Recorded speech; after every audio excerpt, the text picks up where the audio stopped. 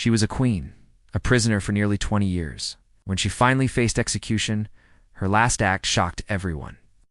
She removed her outer gown and revealed a forbidden color. That dress got her killed. This is the true story of Mary, Queen of Scots, the queen executed for wearing the wrong dress.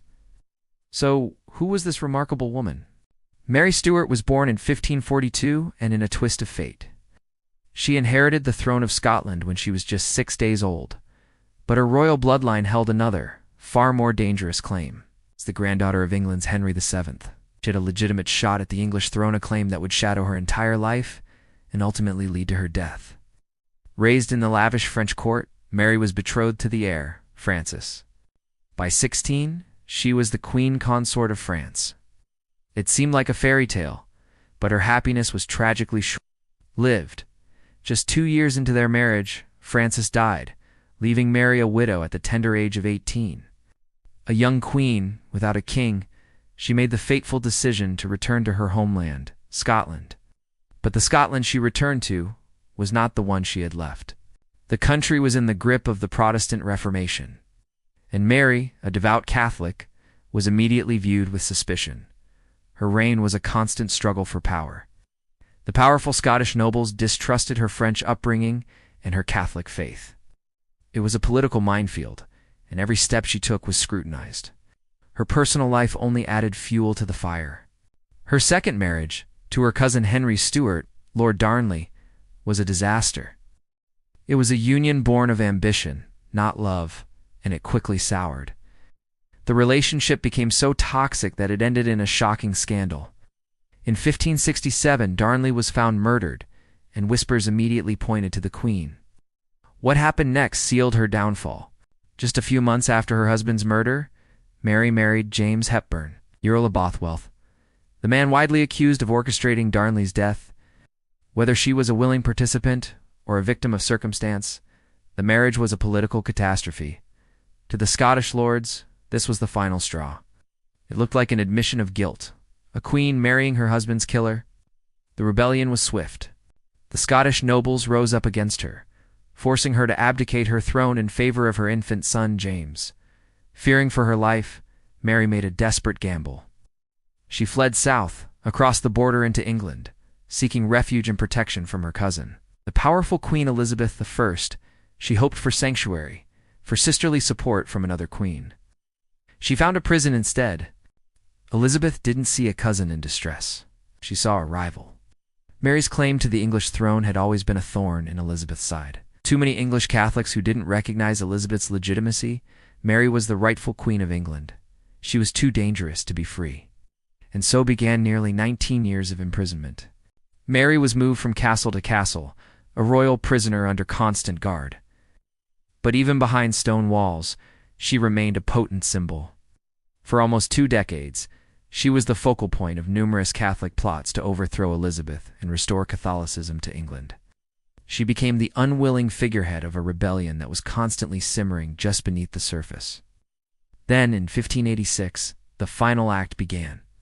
The Babington plot was uncovered, a detailed conspiracy to assassinate Elizabeth and place Mary on the throne. Mary's secret letters, intercepted by Elizabeth's spy master, seemed to implicate her directly in the plot. Historians still debate the extent of her involvement and whether she was entrapped, but for Elizabeth's government, the evidence was enough. The threat had become too great to ignore. With a heavy heart, or so it said, Elizabeth signed her cousin's death warrant. The fate of Mary, Queen of Scots, was sealed. On the cold morning of February 8, 1587, Mary was escorted to the execution chamber at Fotheringhay Castle. She walked with a calm and regal bearing that astonished the onlookers. Dressed in somber black velvet, she held her head high.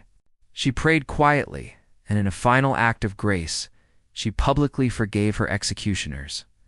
She stood on the scaffold, the symbol of fallen royalty. But then, just before the end, she did something no one expected. With the help of her ladies-in-waiting, Mary removed her black outer gown, and underneath, she was wearing a dress of brilliant, shocking scarlet. The entire room gasped. This wasn't just a fashion choice. It was a powerful final statement. In the 16th century, Colors were loaded with meaning. To the Protestants in the room, red was the color of sin, adultery, and blood, a confession of her guilt. But to Catholics, scarlet was the liturgical color of martyrdom. It was the color worn by saints who had died for their faith. In that one silent act, Mary transformed her own execution. She wasn't dying as a traitor. She was dying as a martyr for her religion and her right to the throne. It was her last, defiant message to Elizabeth and to the world, a declaration that even in death, she would not be broken. The execution itself was gruesome. The first swing of the axe missed her neck, striking the back of her head. It took a second blow to finally sever it. As her head fell, witnesses swore her lips were still moving in silent prayer. In a final, heartbreaking detail, her little Skye Terrier, who had hidden beneath her voluminous skirts the whole time, emerged and lay down in the pool of his mistress's blood, refusing to leave her side. News of her execution sent shockwaves across Europe. For Protestants, it was the end of a long and dangerous threat to their queen. For Catholics, a new martyr was born. Mary's story became legend, and at the heart of that legend was her final, defiant act. The red dress was more than just a piece of clothing. It was her legacy. Mary died as she had lived, proud, unyielding, and in control of her own narrative, right to the very end. Elizabeth.